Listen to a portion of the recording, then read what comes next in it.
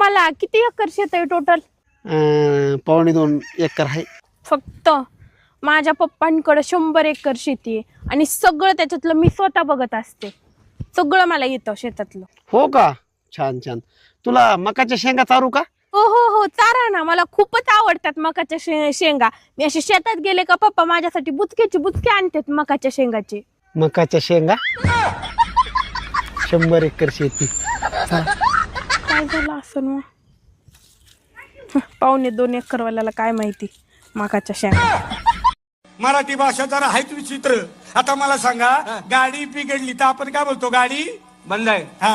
पोरगी बिघडली तर आपण काय बोलतो? पोरगी चालू आहे. बघा. अहो, आता आपण खर्च कमी करायचा. मी आजपासून स्वतः स्वयंपाक करणार. अगं नको, खर्च कमी करायचा आहे, दवाखान्याचा खर्च वाढवायचा नाहीये. अहो, मी मेल्यावर तुम्ही दुसरं लग्न करणार ना? काय तुझं डोकं बिकं फिरले काय? अजिबात नाही.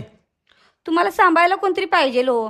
तुम्ही दुसरं लग्न करा, तुम्हाला माझी शपथ आहे. बात सही आहे. अरे आता तू एवढं शपथ घालायला लागल्यास तर मग करीन दुसरं लग्न. तिला आपल्या या घरात आणणार ना? हा, घरात आणेन, पण आपल्या रूम मध्ये नाही ठेवणार. तिला माझे दागिने देणार? अजिबात नाही. मी तिला दुसरं नवीन तयार करून देणार. ती माझं चप्पल बिप्पल वापरली तर? कसं शक्य आहे? तुझं 7 नंबर चप्पल आहे, तिचा 9 नंबर बसत्यात. अशी कोणती गोष्ट आहे जी बाई सांभाळू शकत नाही? तोंड. कळत नाही, घरात बायको असताना लोक बाहेर लपडे का करतात बरं? थांब सांगतो तुला मग. हा, मला गोष्ट सांग. घरात किराणा आहे का? आहे भाजीपाला आहे. रोज स्वयंपाक बनवतीस? 1 नंबर बनवते. बनवतीस ना? हो. तरी पण आपण आठवड्यातून एक वेळेस जेवायला बाहेर जातो का नाही? हो, जातो ना. कशामुळं? थोडं जिभेची चव बदलते. सही जवाब. आप एक सौतन जीत चुकी हो.